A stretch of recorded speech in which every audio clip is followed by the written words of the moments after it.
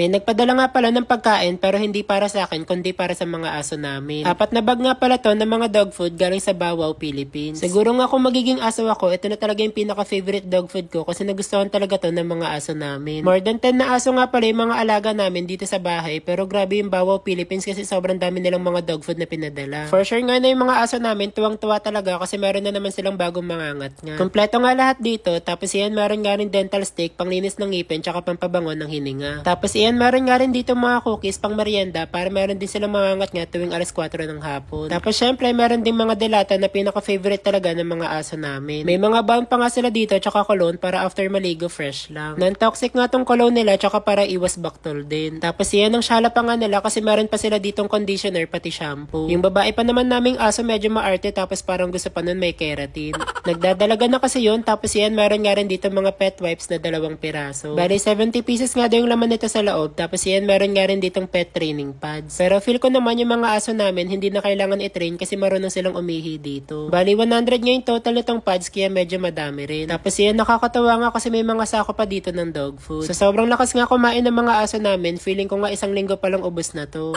Kami kasi every week talaga bumibili ng malaking sako kasi ang bilis talagang maubos. Tapos ito nga may kasama na ring bowl tapos tinawag ko na nga rin yung mga aso para pakainin. May mga aso pa nga kami dun sa labas pero yung mga shih tzu muna yung una kong pinakain. Itong mga shih tzu nga namin matataray tapos lagi pa nga sila nag-aagawan kaya nag-aaway din. Kinalat ko na nga lang yung mga dog food dito sa sahig para hiwa-hiwalay kasi kapag magkakadikit mag-aaway sila. Mahirap na tsaka baka mag-agawan pa sila tapos yung mga mata nila minsan nasusugatan pa. Maarte nga rin tong mga aso namin kasi gusto nila lagi naka-aircon dito sa bahay. Kapag nga mainit lagi silang tumatambay sa tiles para magpalamig. Ito nga si Una naalala ko dati hindi pa siya nakakain ng dog treats kasi bata pa siya noon. Pero ngayon pwede na kasi matanda na rin siya tapos ilang buwan na rin. Kakatapos nga lang daw nila maligo kaya ayan naisip ko na sprayan na rin sila ng cologne para mabango. Lagi kasi silang tumatabi sa amin kapag matutulog sa gabi kaya kailangan lagi lang mabango. Tapos yan ito na nga yung pinaka-senior na aso namin dito sa bahay kaya ayan pinapasok na rin namin sa loob kasi naka-aircon. Ipapatry nga rin namin sa kanya yung dog food kaso nga lang hindi niya kinakain kapag walang karne. Kaya no choice kami kundi buksan yung delata para makain niya rin yung mga dog food. Kinalo ko na nga lang tapos minix para maubos lahat tsaka para wala ring masayang. Grabe ilang taon na nga rin sa amin si Baby Wiki pero grabe sobrang lakas pa rin kumain. Medyo amoy araw nga lang siya kaya naisip ko na spray na rin ng cologne para mabango. Tapos ito nga yung mga alaga naming aspin dito sa labas. Kinali nga namin sila sa gate kasi kapag nakakawala lagi silang nangangat-ngat ng mga tsinelas. Ilang branded na nga na tsinelas yung nangat-ngat nila kaya minsan napipikon din ako. Kaya no choice kami kundi itali sila dito tapos yan pinatry ko na nga rin yung mga dog food. Medyo maarte nga rin tong mga to kasi nasanay sila sa kanin pero buti na lang yung mga dog food galing sa Bawaw, Philippines kinain pa rin nila. Birthday nga pala ngayon ng Bawaw, Philippines kaya kasama tayo ngayon sa celebration. Grabe nga tong mga batang aso namin kasi ang lalakas kumain tapos nag-uunahan pa sa dog food. Akala mo nga 1 buwan hindi nakakain ng dog food sa sobrang aggressive. Dati nga nasa mahigit 20 plus yung mga alaga naming aso dito pero yung iba pinamigay na lang. Pinamigay ko na nga yung iba sa mga kaibigan ko pati sa mga kamag-anak namin. Medyo mahirap kasi talaga mag-alaga ng madaming aso tapos sobrang maasikaso pa. Ayan sa wakas nga tapos ko na rin silang pakainin kaya naisip ko na ako naman yung kumain kasi gutom na rin ako.